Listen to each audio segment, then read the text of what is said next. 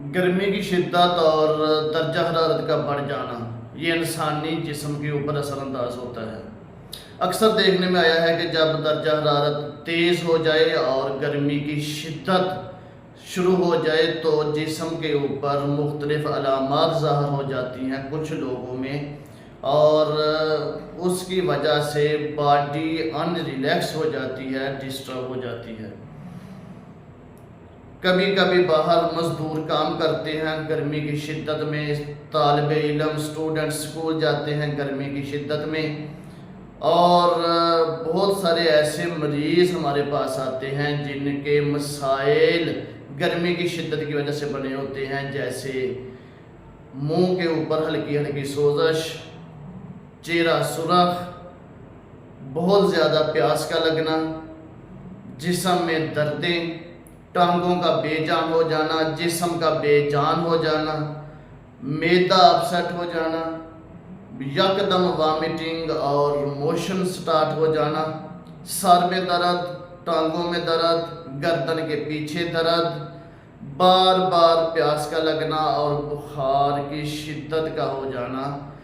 اس طرح کی علامات اگر گرمی کی شدت میں، گرمی میں دھوپ کے اندر کام کرنے سے یا دھوپ کا ڈائریکٹ جسم کے اوپر پڑنے سے علامت ظاہر ہوں تو اسے ہیٹ سٹروک کا نام دیا جاتا ہے۔ اس میں جسم کے اندر پانی کی کمی ہو جاتی ہے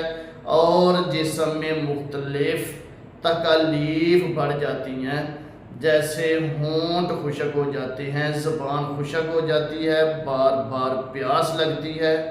اگر اس طرح کی صورتحال ہو جائے تو اس کے لیے کون سی احتیاطی تدابیر اور کون سی میڈیسن ہے جس کے استعمال کرنے سے مریض کو افاقہ ہو جاتا ہے؟ سب سے پہلے میں احتیاطی تدابیر کی بات کروں گا۔ اگر اس طرح کی صورتحال ہو جائے تو فوری طور پر مریض کے ہاتھوں اور پاؤں کے اوپر ٹھنڈے پانی کی پٹیاں کریں، چہرے اور ہاتھوں کو بار بار دھوئیں، 2-3 گھونٹ اس طرح کے مریض کو پانی پلائیں، ORS اس کا استعمال کریں، بار بار پلائیں، ایسے فروٹ دیں جن میں پانی کی مقدار زیادہ ہو، گلوکوز پانی میں ڈال کر دیں، اور فوری طور پر اس جگہ پر مریض کو رکھیں جہاں کا درجہ حرارت نارمل ہو،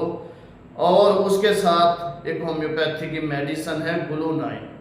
گلو9 کی چند بوندیں ہر 3 گھنٹے کے بعد 2 گھونٹ پانی میں مکس کر کے پلائیں۔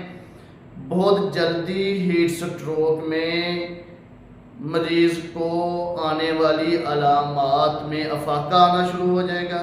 مریض ریلیکس ہو جائے گا، اور جب بار بار اس طرح کے مریض کو پانی پلائیں گے، پانی کی پٹیاں کریں گے تو مریض کے مرض میں افاقہ آ جائے گا، مریض سکون محسوس